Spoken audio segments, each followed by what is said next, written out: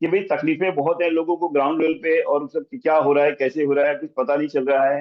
एक 31 तारीख का डेट दिया गया था, 31 तारीख का डेट का 12 अगस्त बोल रहे हैं। देखो ऐसा है कि कुछ हमारे कंट्रोल के बाहर होता है, और ये गवर्नमेंट एजेंसियां अगर बीच में नहीं आती तो हम 27-28 तारीख से पैसे का डिवीजन का काम शुरू कर देते। लेकिन ये सभी गवर्नमेंट के निगरानी में होगा कि आज पुलवामा कांड या बहुत सी गलत सी चीजें हुई, जिसके दौरान हमको ये सब चीजें करना पड़ा। लेकिन डिफिकल्ट टाइम पे हमें छोड़ना नहीं है। ये कहीं ना कहीं जो है ना, एक बार हमें कहीं ना कहीं निश्चित करना है कि भाई जो भी चीजें हैं हमारे कंट्रोल के अंदर है, और हम इस चीज को आगे लेके चलेंगे। अगर कोई किसी के मन में ख्याल आता है, तो मैंने पीपीटी के माध्यम से बताया था कि एक एमबीपी की इनकम 10 लाख रुपए से 50 लाख रुपया या उससे अधिक जो है मात्र 3 साल के दौरान हो सकती है। और हम ये बिजनेस का निर्माण करने वाले हैं। एक देखते हैं कि भाई कुछ इसमें दो लोगों की कहानी है जो तकलीफों के दौरान जो थे।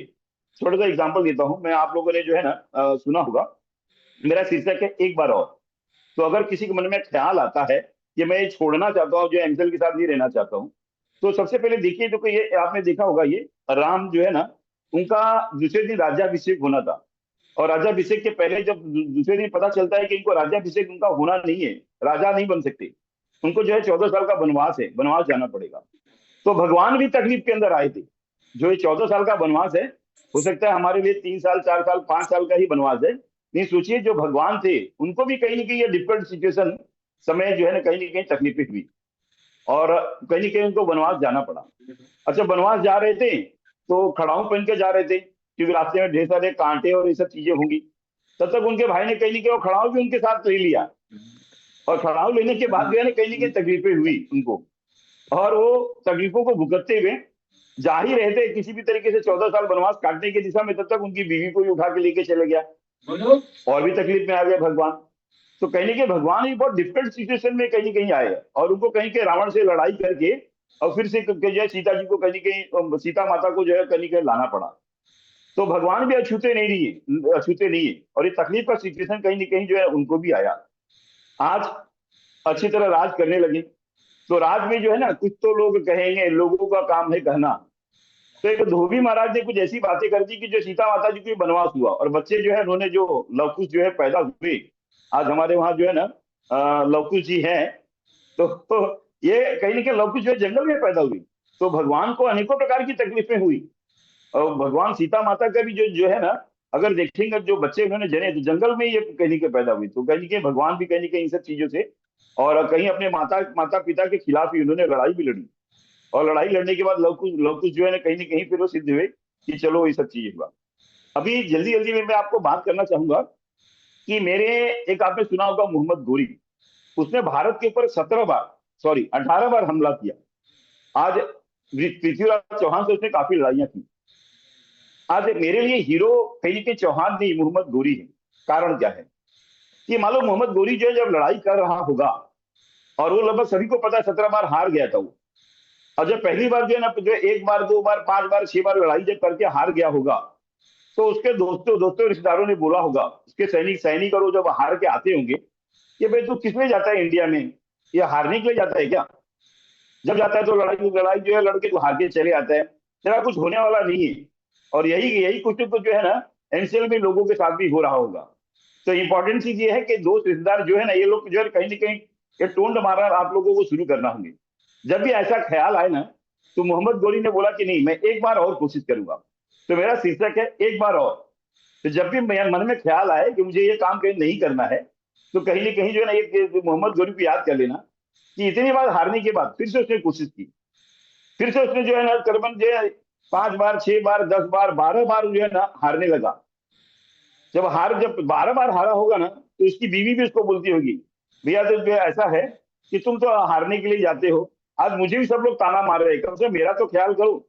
आज मुझे भी लोग ताना देने शुरू कर रहे हैं। तो ऐसे एमसीएल में जो है ना हालात ऐसे ही होंगे कि पत्नी भी आपको ताड़ना देती होगी और कुछ ना कुछ बोलती होगी। तो लेकिन मोहम्मद गोरी हिम्मत नहीं हारा, और उसने एक शब्द याद रखा जो मेरा शब्द है, एक बार और। हम एक बार और कोशिश करते हैं।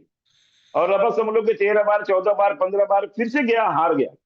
और हारने के बाद क्या होगा कि माता जी जो उनकी थी वो भी कहीं कहीं उनके ऊपर टोंड मारने लगी कि भैया कम से कम दूध का तो लाज रख, तू हारने के लिए जाता है, काम कर, तू घर पे ही बैठ, जरूरत नहीं है जाने की लड़ाई करने की। आज जो है ना दूध का लाज रहा है कि ये जो नाक कटानी पे जाता है, नाक कटा के आ जाता है। तो वो उसने बोला होगा नहीं यार नहीं, एक बार और हिम्मत करता हूँ, और बार जाता हूँ, लड़ाई लड़ता हूँ। और लगभग जो है करीबन 14 बार 15 बार जाने के बाद पिताजी ने भी कहीं ना कहीं जो है ना ये सब चीजें कहीं ना कहीं उनके सामने रखा कि भैया कि तुम ऐसे क्यों कर रहे हो यार, हार जाते हो, बंद करो, मत जाइए लड़ाई लड़ने के लिए। तो एनसीएल में भी लोग ऐसे ही बोल रहे होंगे, लेकिन एक शब्द याद रखिएगा, एक बार और कोशिश करिए। 100% जो है ना ये सब चीजें होने वाली। अंत में उनके सैनिक जो थे 15 बार 16 बार 17 बार हारे, तो वो भी कहीं निराश हो गए होंगे। आज हमारे भी साथ काफी सैनिक लोग हैं जो कि वो निराश और हताश होंगे। और ये सभी लोग कहीं ना कहीं जो है ना सैनिक लोग जो हमारे एमवीपी हैं, हमारे जो किसान हैं, कहीं ना कहीं हमारे ऊपर टोंट मारते होंगे, भैया कि आपने तो फंसा दिया हमको। और ऐसे ही जो है ना मोहम्मद गोरी के साथ सैनिक थे। और ये 17 बार जब हार के आया होगा ना, तो कैसे टूटे हुए मन से लोगों को इकट्ठा किया होगा। और इकट्ठा करने के बाद लोगों को जोश और उत्साह भरा होगा, उतना ही जितना पहली बार जो लड़ाई लड़ने की बात की थी। और वो 18वीं बार जाके लड़ा। और 18वीं बार जब लड़ा मोहम्मद गोरी, तो पृथ्वीराज चौहान से जीत गया।